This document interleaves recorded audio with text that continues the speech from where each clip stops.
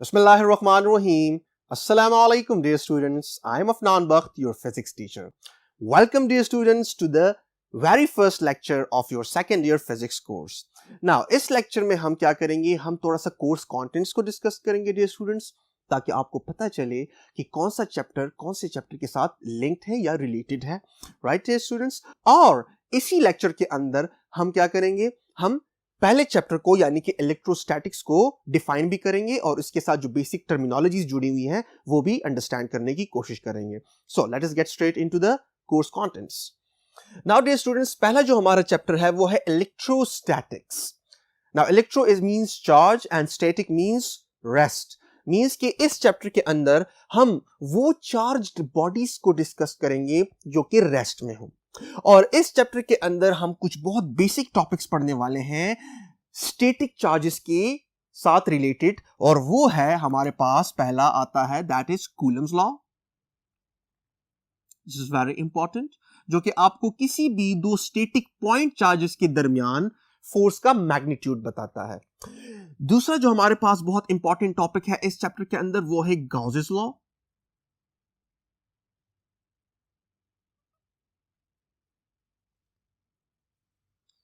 Right dear students, जो कि आपको किसी भी क्लोज्ड सरफेसेस के थ्रू इलेक्ट्रिक फ्लक्स या इलेक्ट्रिक फील्ड की मिकदार को बता सकता है।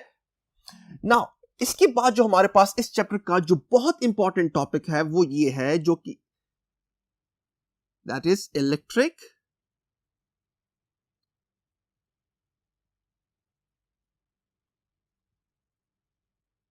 पोटेंशियल, एंड साथ में एक टॉपिक है जिसे हम कहते हैं potential difference. Now why I से कि ये दो टॉपिक्स बहुत इंपॉर्टेंट है, वो इसलिए डियर स्टूडेंट्स बिकॉज आगे के चैप्टर्स में जो आगे के 4 चैप्टर्स आने वाले हैं उसमें ये जो टॉपिक है दैट इज पोटेंशियल डिफरेंस बहुत अहम किरदार प्ले करने वाला है। What is potential difference? देखिए, हमारे पास अगर 2 पॉइंट्स हो और एक पे एक पोटेंशियल की वैल्यू हो, दूसरे पे दूसरी पोटेंशियल की वैल्यू हो, सो पोटेंशियल में डिफरेंस का होना क्या करेगा? वो एक पॉइंट से दूसरे पॉइंट तक चार्जेस को क्या करवा सकता है? मूव करवा सकता है। So that is why this topic is very important. और इसी टॉपिक के अंदर हम क्या करने वाले हैं? एब्सोल्यूट इलेक्ट्रिक पोटेंशियल भी डिस्कस करने वाले हैं इसी के साथ रिलेटेड, और पोटेंशियल ग्रेडियंट भी डिस्कस करेंगे। और eight the end of this chapter हमारे पास एक बहुत ही इंपॉर्टेंट इलेक्ट्रॉनिक कंपोनेंट है जिसे हम कहते हैं कैपेसिटर।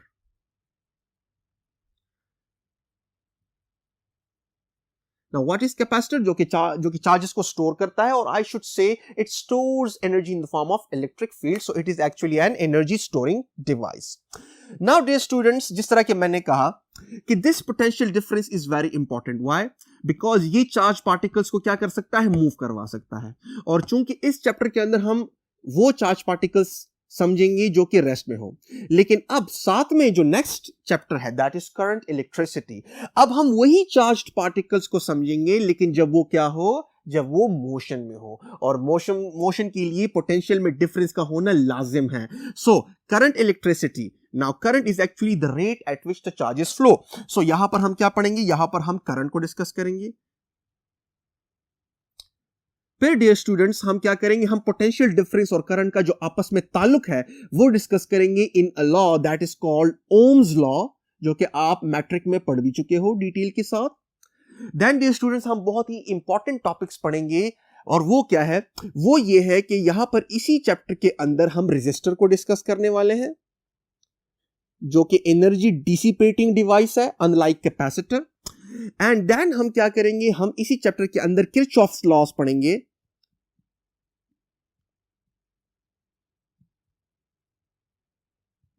जो कि बेस्ड है on the basis of what? Conservation of energy and conservation of charge, that is Kirchhoff's current law and Kirchhoff's voltage law. Then at the end हम पढ़ेंगे Wheatstone bridge and potentiometer, so जो कि बहुत important topics है long question के लिहाज से। Now dear students we will move on to the next chapter that is electromagnetism. Now जिस तरह से हमने कहा कि वो चार्ज पार्टिकल जो कि रेस्ट में हो, जब आप उनको स्टडी करते हो तो वो इलेक्ट्रोस्टैटिक्स की रीजन में आता है, और जब चार्ज पार्टिकल्स मोशन में हो उनको जब आप स्टडी करते हो तो वो करंट इलेक्ट्रिसिटी के अंदर आ जाता है, या जिसे हम इलेक्ट्रोडायनामिक्स भी कह देते हैं। लेकिन जब कोई चार्ज पार्टिकल रेस्ट में हो तो उसके अराउंड सिर्फ एक फील्ड होता है दैट इज इलेक्ट्रिक फील्ड, और जब कोई चार्ज पार्टिकल मोशन में आ जाए तो उसके अराउंड एक दूसरा फील्ड भी जन्म लेता है, दैट इज मैग्नेटिक फील्ड। सो यहां पर इलेक्ट्रोमैग्नेटिज्म में हम क्या करेंगे, उन्हीं चार्ज पार्टिकल्स को पढ़ेंगे, लेकिन charge particles in motion. Charge particles in motion generates magnetic field around them. So यहां पर हम मैग्नेटिक फील्ड जो कि बी से डिनोट किया जाता है और इलेक्ट्रिक फील्ड जो कि ई से डिनोट किया जाता है, जिसको हम इलेक्ट्रोस्टैटिक्स में पढ़ेंगे। राइट डियर स्टूडेंट्स, नाउ अब ये मैग्नेटिक फील्ड किसी भी करंट कैरिंग वायर के अराउंड कितना होगा, उसको हम जिस केस में डिस्कस करने वाले हैं या जिस लॉ में डिस्कस करने वाले हैं उसे हम डियर स्टूडेंट्स कह देते हैं एम्पेयर्स लॉ। राइट, और एम्पेयर्स लॉ जो है डियर स्टूडेंट्स, वो उसी तरह किरदार अदा करता है मैग्नेटिक फील्ड के लिए जिस तरह से गॉसेस लॉ किरदार अदा करता है इलेक्ट्रिक फील्ड के लिए। That is why Ampere's law is often sometime called as Gauss's law of magnetism. So Ampere's law की एक एप्लीकेशन है, जिस तरह की गॉसेस लॉ की एप्लीकेशंस हम पढ़ेंगे उसी तरह से एम्पेयर्स लॉ की एक एप्लीकेशन है, that is the magnetic field due to a current carrying solenoid. Right, so that will be due to a solenoid. B due to solenoid, और सोलेनाइड के लिए हम एक दूसरा लफ्ज भी यूज करते हैं जिसे हम कहते हैं inductor, and it is also an energy storing device but it stores energy in the form of magnetic field. जिस तरह से कैपेसिटर एनर्जी को स्टोर करता है in the form of electric field, उसी तरह इंडक्टर जो है वो एनर्जी को स्टोर करता है in the form of a magnetic field. So अब इसी इलेक्ट्रोमैग्नेटिज्म के चैप्टर के अंदर हम आगे तीन बहुत इंपॉर्टेंट डिवाइसेस समझने वाले हैं, दैट इज गैल्वेनोमीटर जिसे मैं जी से रिप्रेजेंट करता हूं, देन वी हैव एमीटर जो कि एक्चुअली मॉडिफाइड गैल्वेनोमीटर है, and then we have voltmeter, वो भी एक्चुअली गैल्वेनोमीटर को मॉडिफाई करके ही बनाया जाता है, and at the and in तीनों का कॉम्बिनेशन फिर हम कहते हैं एवोमीटर जो कि एक्चुअली आपको रेजिस्टेंस भी मेजर करके दे सकता है। Right, dear students? Now, dear students, we will understand the next chapter, that is electromagnetic induction. So, अब क्या करेंगे, हम इसी चैप्टर को थोड़ा सा आगे एक स्टेप फर्दर लेकर जाएंगे, और वो ये कि हम क्या करेंगे, इलेक्ट्रोमैग्नेटिक इंडक्शन को समझेंगे। ना इंडक्शन किसे कहते हैं कि आप एक जगह पे एक काम करो और उसका इफेक्ट आपको दूसरी जगह पे महसूस हो, हालांकि इन दोनों का आपस में कोई फिजिकल कॉन्टेक्ट नहीं है। सो इसमें हम ये पढ़ेंगे कि changing magnetic field creates an electric field, यानी कि आप किसी लूप के अंदर मैग्नेटिक फ्लक्स को चेंज करो या मैग्नेटिक फील्ड को चेंज करो तो आप देखोगे कि उस लूप के अंदर आपको करंट फ्लो होना शुरू हो जाएगा, करंट फ्लो होते हुए दिखाई देगा अगर आपने उसके अंदर गैल्वेनोमीटर लगाया है या एमीटर लगाया है। So this is about all about what, all about Faraday's law, जो कि एक्चुअली हमें उस इंड्यूस्ड ईएमएफ का वोल्टेज जो मैग्नीट्यूड है वो फराहम करेगा। सो इसमें हम बेसिक्स लॉ पढ़ेंगे, Faraday law, and then very interesting one that is Lenz's law जो कि लॉ ऑफ कंजर्वेशन पे मबनी है, एंड देन हम इसी के अंदर इलेक्ट्रिसिटी जनरेशन को भी समझेंगे, that is AC generator,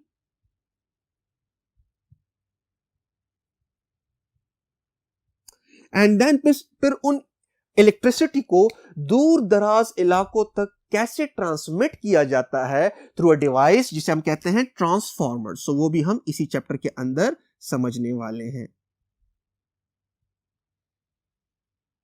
Right, dear students?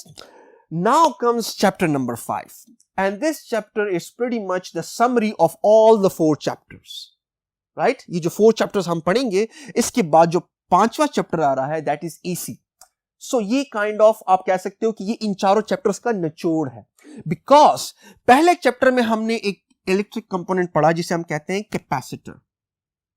Right, dear students? Let me highlight that with the red. Then हमने दूसरे चैप्टर में पढ़ा that is energy dissipating device resistor. फिर हमने तीसरे चैप्टर में पढ़ा that is also energy storing device like capacitor, but unlike capacitor it stores energy in the form of a magnetic field, while capacitor stores energy in the form of electric field.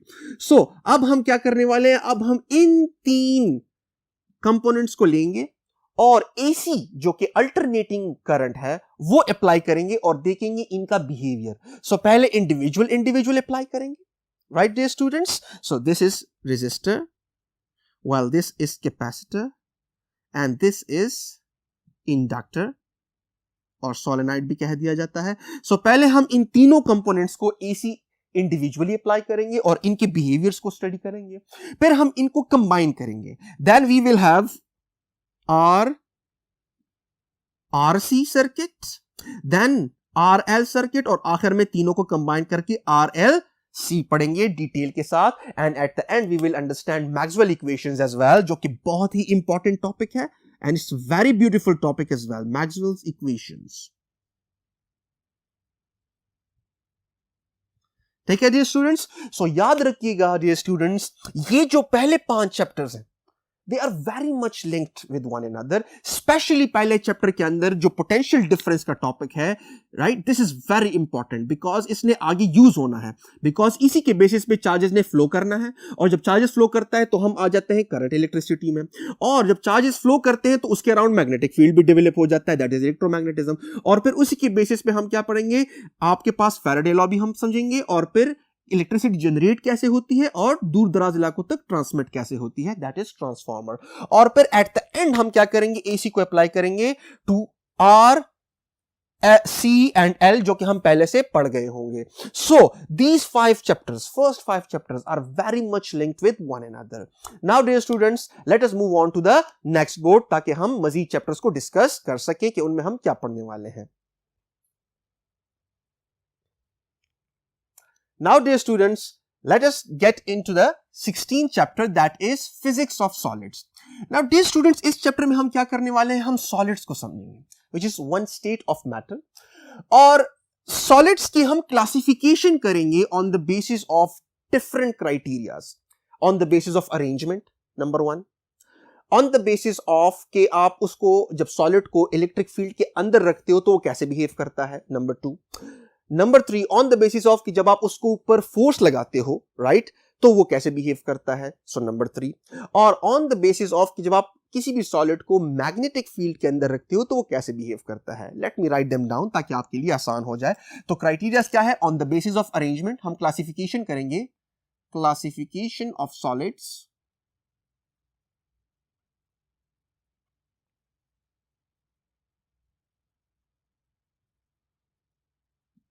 number 1 on the basis of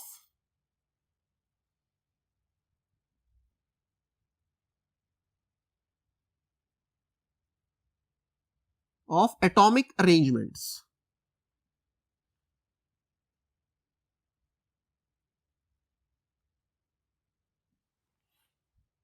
number 2 on the basis of कि आप उसको electric field में जब apply करते हो, electric field में, तो वो कैसे बिहेव करता है। Then on the basis of कि जब आप उसको क्या करते हो, उसके ऊपर फोर्स अप्लाई करते हो, मैकेनिकल फोर्स अप्लाई करते हो, तो वो कैसे बिहेव करता है। And then at the end on the basis of कि जब आप उसे मैग्नेटिक फील्ड के अंदर रखते हो तो वो कैसे बिहेव करता है। सो ये हम पढ़ेंगे और सॉलिड्स की क्या करेंगे, कैटेगराइजेशन करेंगे। नाउ इनमें से जो बहुत इंपॉर्टेंट है, जो कि नेक्स्ट चैप्टर के साथ लिंक्ड है, यानी कि इलेक्ट्रॉनिक्स के साथ, वो है on the basis of electric field कि जब हम किसी सॉलिड को इलेक्ट्रिक फील्ड के अंदर रखते हैं तो वो कैसे बिहेव करता है।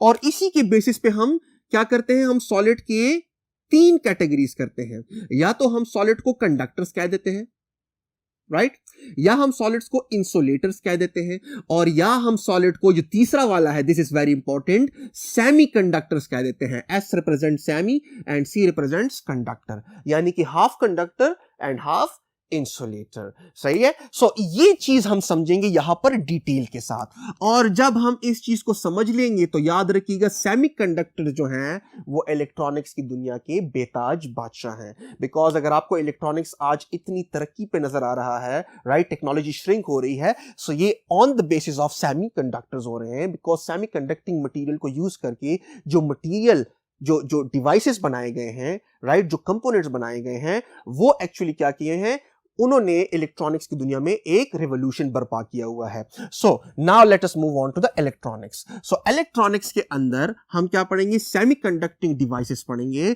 और उनमें से सबसे पहला जो हमारे पास आता है वो है हमारे पास PN junction diode. PN junction, जिसे हम डायोड भी कह देते हैं, बिकॉज इसके 2 टर्मिनल्स होते हैं या दो इससे क्या होती हैं, तारें निकली होती हैं। और फिर एक दूसरा कंपोनेंट जो कि और भी इंपॉर्टेंट है, that is called triode, right, या जिसे हम कह देते हैं transistor, right dear students, because it's a 3-terminal device. It's very important because transistor is used for switching purposes as well as an amplifier, right dear students. So ये हम पढ़ेंगे, लेकिन इसकी समझ आपको तब आएगी जब आप सेमीकंडक्टर्स को समझोगे। So इसका मतलब ये है कि 16 and 17 जो आपके पास चैप्टर है, they are pretty much linked with one another, right dear students. So पहले 5 चैप्टर्स आपस में लिंक्ड हैं और उसके बाद जो आपके पास 16 और 17 चैप्टर है वो आपस में लिंक्ड है। नाउ अब यहां पर हम जाते हैं एक ऐसे रीजन में आपके सेकंड ईयर फिजिक्स की कोर्स में जो कि बहुत इंटरेस्टिंग है, right. We are moving into the world of very very small, यानी कि atomic world. So atomic world में हम मूव करने जा रहे हैं and the first chapter is the dawn of modern physics, right dear students. And इस chapter के अंदर हम दो बहुत ही इंटरेस्टिंग और बहुत ही बिजार थ्योरीज पढ़ने जा रहे हैं। That is number 1 special theory of relativity, जिसे मैं शॉर्ट फॉर्म में STR लिख देता हूं, नंबर 1। और दूसरा हमारे पास है quantum mechanics, QM। Now dear students, special theory of relativity deals with the constant nature of the speed of light, because speed of light जो है वो हर एक ऑब्जर्वर को सेम ही दिखती है, which is a clear violation of classical physics और Newtonian mechanics. So इसमें हम डिस्कस करने वाले हैं STR में, that is a constant nature of speed of light which was presented by Albert Einstein. उसमें इस Albert Einstein ने इस प्रॉब्लम को एड्रेस किया। So constant nature of speed of light, जिसे हम C से रिप्रेजेंट करते हैं, right dear students। एंड इसके फिर बहुत ही माइंड बॉगलिंग कंसीक्वेंसेस हैं, यानी कि Lawrence length construction, time dilation, mass dilation and the very famous equation in all of physics, जो कि आप लोगों ने किसी ना किसी तरह से सुना ही होगा, that will E equals mc²। अगर कोई फिजिक्स में इंटरेस्टेड ना भी हो तो एटलीस्ट ये इक्वेशन उसकी नजर से जरूर गुजरा होगा, और इसको हम क्या करेंगे, डिसमेंटल करेंगे कि इसका मतलब क्या है। In short form, what does this mean? It means that mass is actually the measure of the energy contents of body, right dear students. Now dear students, फिर हम आएंगे क्वांटम मैकेनिक्स में, और इसके साथ हम बहुत इंपॉर्टेंट टॉपिक्स पढ़ने वाले हैं, यानी कि हाइजेनबर्ग्स अनसर्टेनिटी प्रिंसिपल, HUP, राइट, कि हम किसी भी क्वांटम पार्टिकल की पोजीशन और मोमेंटम को एक साथ मालूम नहीं कर सकते। सिमिलरली हम किसी क्वांटम पार्टिकल की एनर्जी और टाइम को भी एक साथ जो है उसकी जो लिविंग टाइम है वो भी मालूम नहीं कर सकते। That is Heisenberg's uncertainty principle, that's how the atomic world works. और फिर हम वेव पार्टिकल डुअलिटी भी यहां पर पढ़ेंगे, wave particle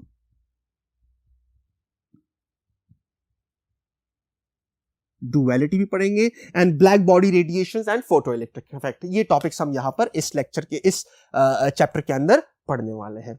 now dear students, let us move on to atomic spectra. अब यहां पर जो भी कॉन्सेप्ट्स हमने समझे हैं उसको फिर यहां पर हम अप्लाई करने वाले हैं। एटॉमिक स्पेक्ट्रा क्या है? एटॉमिक स्पेक्ट्रा एक्चुअली कि हम एटम्स को आइडेंटिफाई कर सकते हैं on the basis of the light जो कि उनसे इमिट होती है। सो यहां पर हम उस लाइट को स्क्रीन पे लेते हैं जिसे हम स्पेक्ट्रा कह देते हैं, राइट। फिर हमारे पास स्पेक्ट्रास के टाइप्स हैं, light emission spectrum, light absorption spectrum, आपके पास आ जाता है कंटिन्यूस स्पेक्ट्रम, राइट। ये हम सारे यहां पर डिस्कस करेंगे, एंड यहां पर हम मॉडल्स ऑफ एटम पढ़ेंगे। मोर स्पेसिफिकली हम पढ़ेंगे यहां पर डिटेल के साथ बोहर मॉडल्स ऑफ एटम, जो कि काफी सक्सेसफुल था but for a hydrogen atom, right.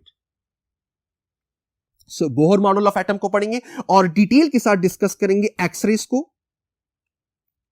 And then at the end we will discuss the topic of laser, which is actually a very intense monochromatic light और coherent light भी हम इसे कह देते हैं। Then dear students, हम move करते हैं into the last chapter, that is nuclear physics। और न्यूक्लियर फिजिक्स में हम क्या करेंगे, हम E equals mc² को क्या करेंगे, एक्सप्लॉइट करेंगे। यहां पर हम समझने वाले हैं कि Since mass is what is energy contents of the body, so वो energy contents जो है उसका ज्यादातर हिस्सा नेचर ने कहां पर छुपाया हुआ है, न्यूक्लियस के अंदर. सो न्यूक्लियस के अंदर ज्यादातर हिस्सा हम क्या करेंगे, स्टडी करेंगे, because the title is nuclear physics. और न्यूक्लियर रिएक्शंस पढ़ेंगे, और न्यूक्लियर रिएक्शंस में हम मेनली पढ़ेंगे फिशन रिएक्शन, देन हम पढ़ेंगे फ्यूजन रिएक्शन,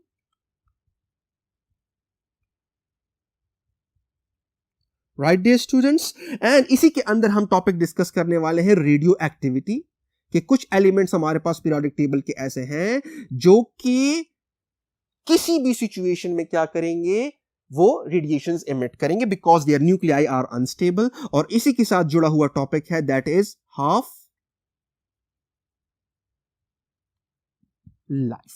ठीक है डियर स्टूडेंट्स. सो ये जो लास्ट 3 चैप्टर्स हैं they are linked with one another.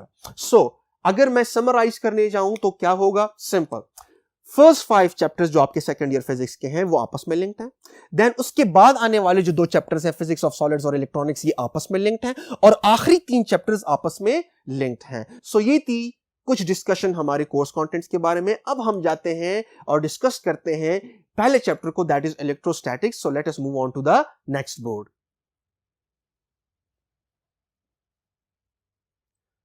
Now dear students, जैसा कि हमने डिस्कस किया कि what is electrostatics, chapter number 1. Electrostatics is actually the branch of physics in which we study charged bodies at rest. वो bodies के जिसके ऊपर charge की प्रॉपर्टी हो और वो रेस्ट में भी हो वो बॉडी, जब हम उसको स्टडी करते हैं तो इस स्टडी को हम कहते हैं इलेक्ट्रोस्टैटिक्स. नाउ डियर स्टूडेंट्स, यहां पर क्वेश्चन ये बनता है कि what is charge actually. Charged bodies पे तो हम बाद में आते हैं, लेकिन what is charge itself. Now charge is actually an intrinsic property of a body due to which it can experience some force, right. So what does this mean. याद रखिएगा कि चार्ज जो है वो किसी भी बॉडी पे एक प्रॉपर्टी है, उसकी प्रॉपर्टी है, लेकिन कौन सी प्रॉपर्टी है, इंट्रिंसिक, राइट. इंट्रिंसिक किसे कहते हैं, जो कि आप इनहेरिट करते हो, right. It's like a baby born, कि आपके अंदर कुछ जो है इनहेरिटेंस के थ्रू जो आदात आ गए हैं, जो आप में चीजें आ गई हैं, वो उसको आप एक्सप्लेन नहीं कर सकते. दैट इज वाई आज तक हम ये नहीं समझ पाए कि व्हाट इज एक्चुअली चार्ज. हम इसकी डेप्थ में आज तक नहीं गए और ना ही जा सक रहे हैं. सो यहां पर आपके पास चार्ज की हम अगर सेटिस्फैक्टरी डेफिनेशन करें, so it is actually a property, किसी भी बॉडी की प्रॉपर्टी है, और वो प्रॉपर्टी उस बॉडी को इनेबल करवाता है कि वो किसी दूसरे बॉडी से फोर्स एक्सपीरियंस भी कर सके और किसी दूसरे बॉडी पे फोर्स लगा भी सके, राइट डियर स्टूडेंट्स. सो किसी भी बॉडी पे अगर ये चार्ज की प्रॉपर्टी है तो वो एक फोर्स एक्सपीरियंस करेगा, और उस फोर्स को अगर हम जनरल टर्म्स में कहें तो उसे हम कहते हैं इलेक्ट्रोमैग्नेटिक फोर्स. ठीक है डियर स्टूडेंट्स. नाउ अब चार्ज के बारे में कुछ इंपॉर्टेंट पॉइंट्स जो कि आपको पता होने चाहिए वो कुछ ये हैं. Number 1, the SI unit of charge is coulomb, right, जो कि हम नेक्स्ट लेक्चर में समझेंगे कूलम्स लॉ में, because coulomb was a scientist, that was Charles Augustine D coulomb, जिसने चार्जेस पे बहुत काम किया. दैट इज व्हाई उनको ऑनर करने के लिए चार्ज की जो फिजिकल क्वांटिटी है उसका यूनिट उनके नाम से मंसूब कर दिया गया है. Now dear students, charge is a scalar quantity. It does not require direction to be completely understood. हमें सिर्फ इसका magnitude चाहिए, right dear students? Then we have charge on any body is conserved. याद रखिएगा, चार्ज को ना आप create कर सकते हो ना आप उसे डिस्ट्रॉय कर सकते हो. अगर किसी भी पार्टिकल के ऊपर चार्ज की प्रॉपर्टी है तो वो रहेगी, और अगर किसी भी पार्टिकल पे या बॉडी पे चार्ज की प्रॉपर्टी नहीं है तो वो नहीं रहेगी, right dear students. So that simple बात है कि जिस तरह कि आप एनर्जी को ना क्रिएट कर सकते हो ना डिस्ट्रॉय कर सकते हो, द सेम वे आप चार्ज को क्रिएट या डिस्ट्रॉय नहीं कर सकते. Then we have the dimensions. Now the dimension of charge जो है वो हम कैलकुलेट करते हैं फ्रॉम व्हाट, या लेकर आते हैं from what, from the equation of the current, that is the rate of flow of charges. So हम इस इक्वेशन को अरेंज कर लेंगे चार्ज के लिए. So charge will be equal to I into T, जिस तरह से यहां पर मैंने ऑलरेडी लिखा हुआ है. फिर करंट के जो डायमेंशंस हैं वो आपके पास है A, और टी के जो डायमेंशंस हैं वो है कैपिटल टी, और जब आप उनको स्क्वायर ब्रैकेट्स के अंदर इंक्लोज करवाते हो तो आपको चार्ज के डायमेंशंस मिल जाएंगे. नाउ डियर स्टूडेंट्स, चार्ज के बारे में मजीद जानने के लिए हम जाते हैं अपने पहले बोर्ड पर.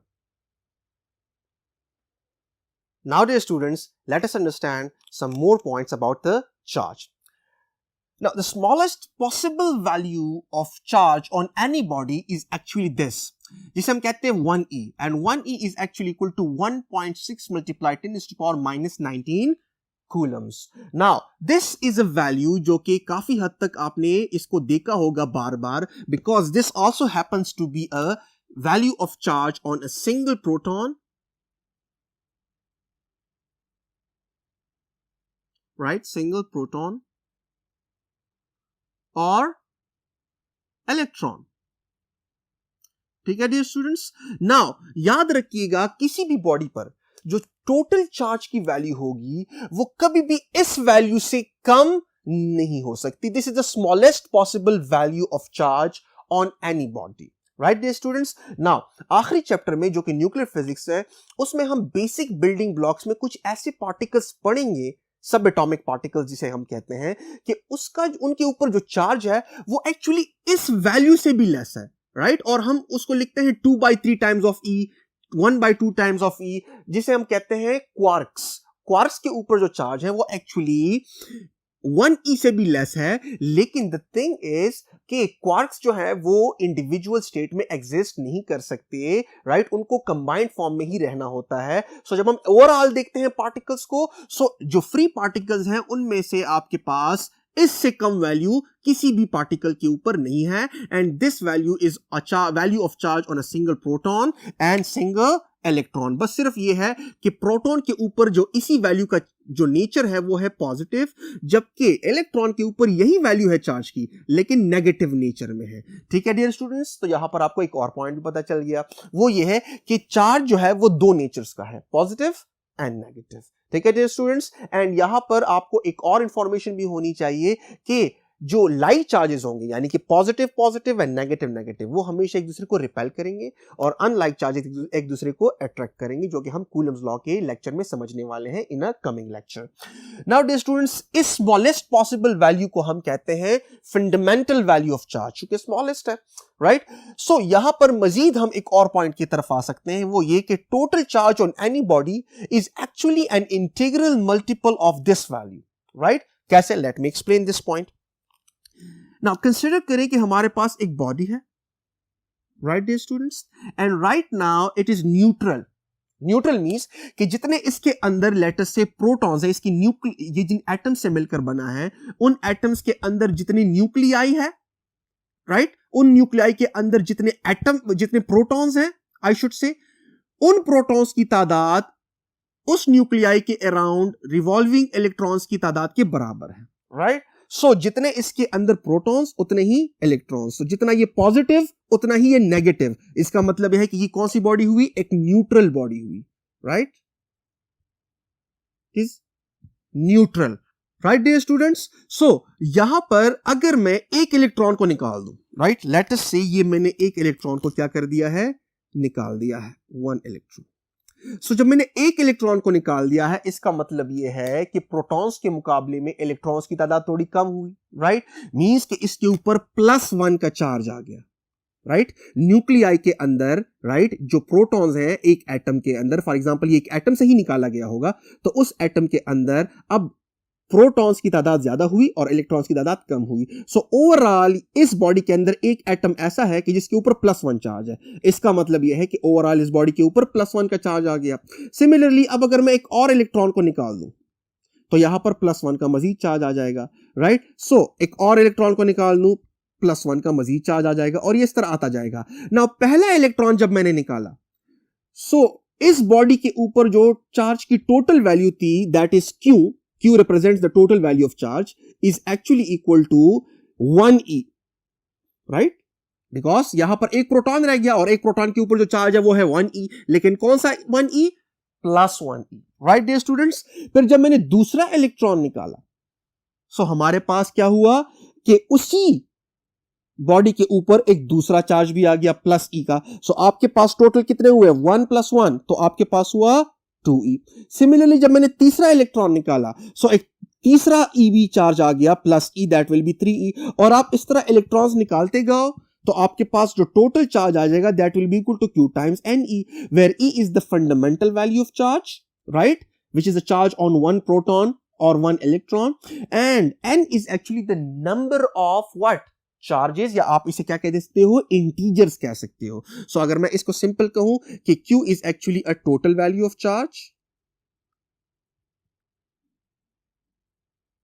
right, where n is actually integers, yeah, it represents what, it represents number of charges on a body, right, and e is a fundamental value of charge जो कि बराबर है 1.6 multiply 10 to the power minus 19 coulomb के.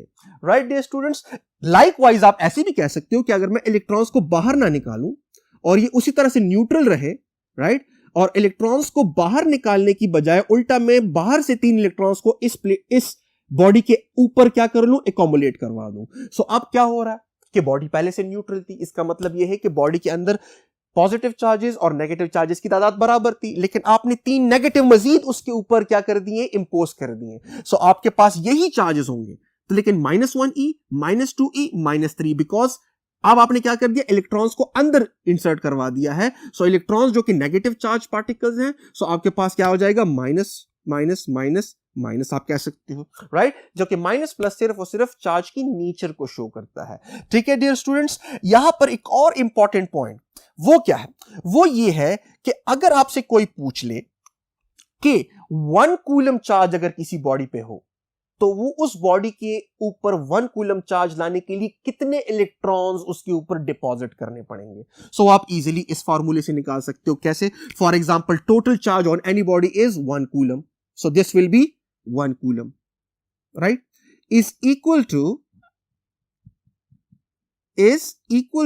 1 coulomb is equal to, now हमें क्या चाहिए जी, हमें number of electrons चाहिए, कितने इलेक्ट्रॉन्स होंगे. सो n को आप इधर ही छोड़ दें और 1 कूलम को आप डिवाइड कर दो किस चीज के ऊपर, इस 1e पर. सो 1e इधर नीचे आ जाएगा और 1e के ऊपर जो चार्ज है वो है 1.6 multiply 10 to the power minus 19. सो आपके पास सिचुएशन कुछ ऐसी हो जाएगी कि द नंबर ऑफ इलेक्ट्रॉन्स जो कि यहां पर होने चाहिए ताकि इस बॉडी के ऊपर टोटल चार्ज 1 कूलम का आ जाए, तो वो कितने होंगे, वो वैल्यू आपके पास होगी 6.25 multiply 10 to the power 18 electrons. याद रखिएगा ये 1e वैल्यू नहीं है, ये इलेक्ट्रॉन्स की तादाद है. मैंने n की वैल्यू यहां पर क्या की हुई है, फाइंड आउट की है. सो अगर किसी बॉडी के ऊपर 1 कूलम का चार्ज हो, सो 1 कूलम के चार्ज का मतलब यह है कि उस बॉडी के अंदर इतने इलेक्ट्रॉन्स जमा हुए हैं एक्स्ट्रा, तब उसके ऊपर 1 कूलम का चार्ज आया है.